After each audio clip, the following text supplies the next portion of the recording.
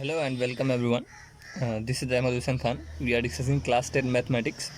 So for chapter 3 I have received 2 or 3 doubts from word problems. So in this lecture we will discuss the doubts of chapter number 3. Few word problems are the doubts. This word problem was given by Muhammad Aslam. So let us discuss this. Let me read the question for you.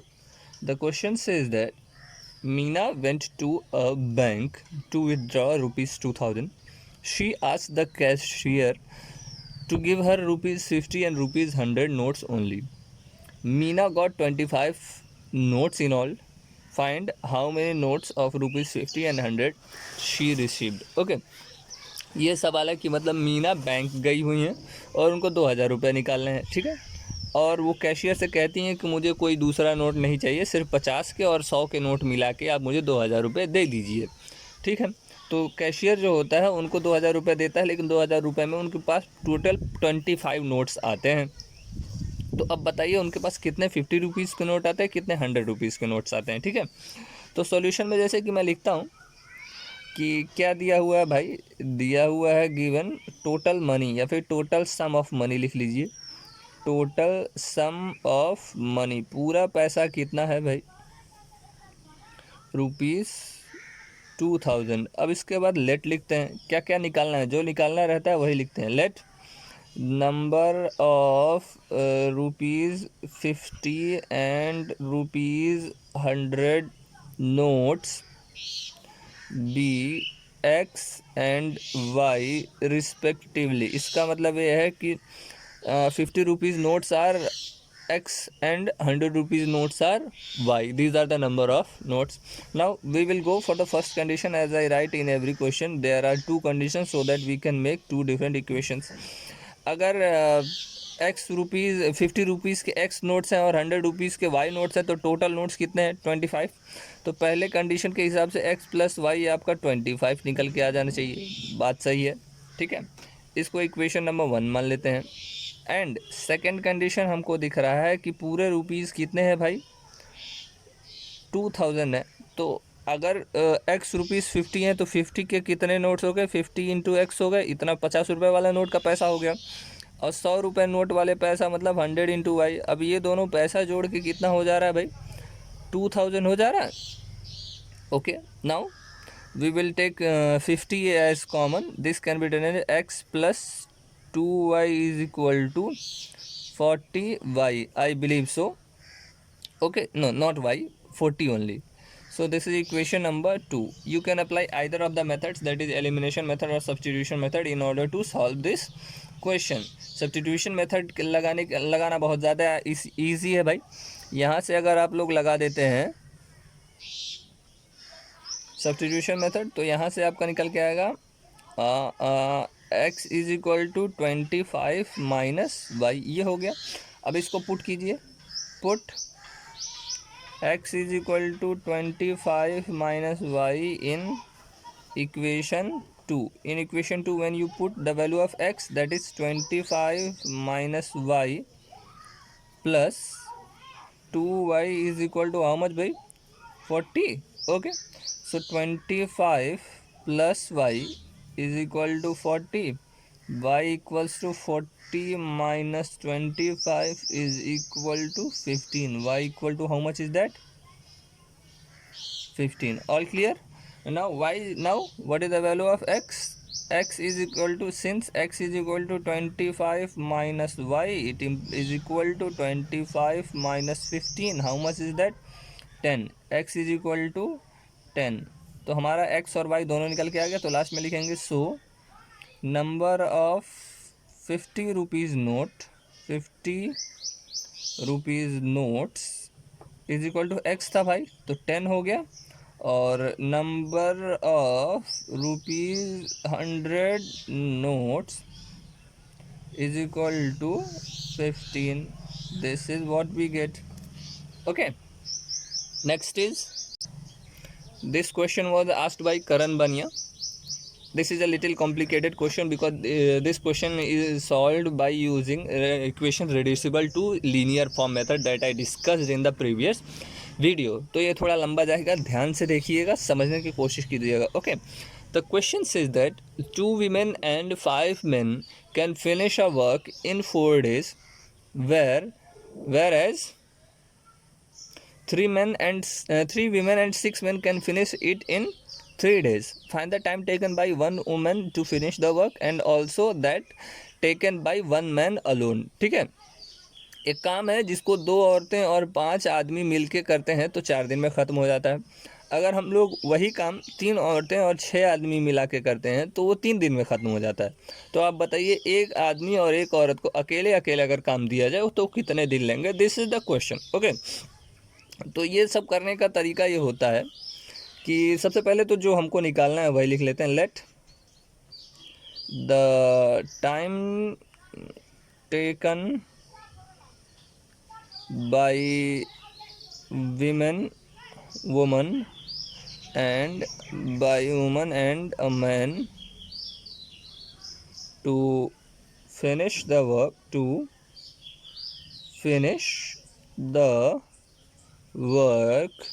be x days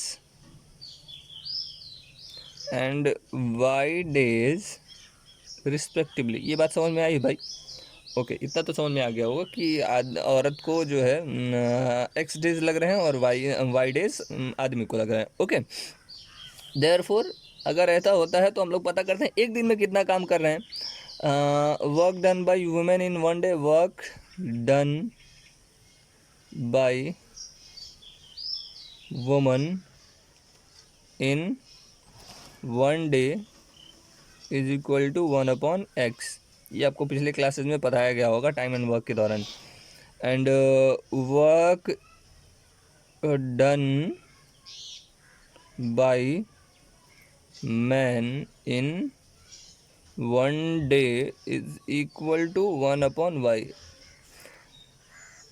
ठीक है, अगर उनको पूरा काम करने में x दिन लगता है तो एक दिन में कितना, जैसे कि मान लीजिए कि 2 दिन में आप कोई एक काम करते हैं तो पहले दिन में कितना काम करेंगे? 1/2 ही तो करेंगे ना, मतलब आधा काम करेंगे. अगर कोई काम करने के लिए आपको 3 दिन लग जा रहा है तो एक दिन में 1/3 काम करेंगे. ठीक है, मतलब इस हिसाब से काम चलता है. तो अगर x दिन में काम करें तो 1/x लगेगा, अगर y दिन में काम करते हैं तो 1/y लगेगा.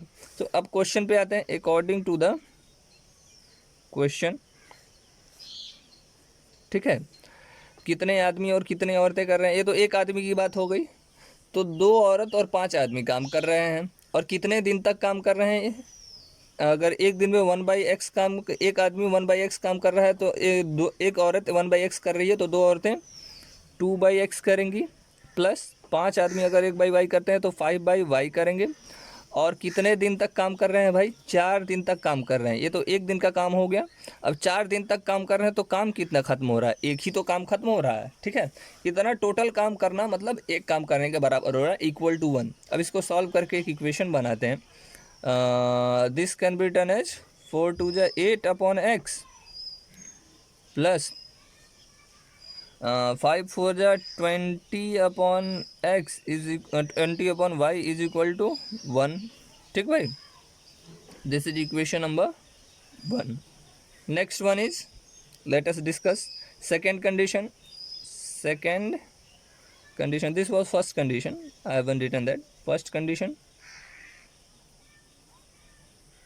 This is second condition. अब second condition में कितनी औरतें हैं भाई?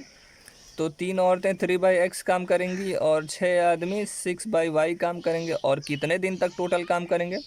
टोटल काम करेंगे 3 दिन तक और काम कितना खत्म होगा? 1. Okay, now this can be written as how much? 3 3 9/x plus 6 3 18/y is equal to 1. This is equation number 2.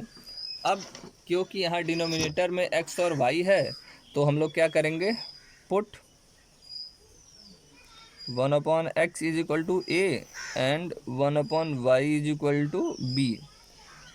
We get, हमको 2 और इक्वेशन मिलेंगे. हमको क्या मिलेगा? पहला वाला क्या हो जाएगा? 8a plus 20b is equal to 1. इसको इक्वेशन 3 मान देते हैं. और दूसरा क्या हो जाएगा? 9a plus 18b is equal to 1. This is equation number 4. यहाँ तक मिला। अब इन दोनों में आप कौन सा मेथड लगाना चाहेंगे, एलिमिनेशन मेथड या फिर सब्स्टिट्यूशन मेथड, जो भी लगाना चाहें बहुत ईजी पड़ेगा। मेरे हिसाब से एलिमिनेशन मेथड पे काम करते हैं। So we will use elimination method. So in elimination method we make the coefficients equal. तो मल्टीप्लाइंग इक्वेशन 3 बाई 9 से मल्टीप्लाई करेंगे इक्वेशन 3 में, और 8 से मल्टीप्लाई करेंगे इक्वेशन 4 में, तो हमको ये मिलेंगे। और उसके बाद एलिमिनेशन मेथड, जैसे कि मैंने पिछले वीडियोस में बताया था। तो सब्ट्रैक्ट करते हैं एलिमिनेशन मेथड में, यहाँ माइनस आएगा, यहाँ माइनस आएगा और यहाँ माइनस आएगा। 72 माइनस 72a 0 हो गया। 180 माइनस 144 ये निकल के आएगा I believe 36b is equal to 1।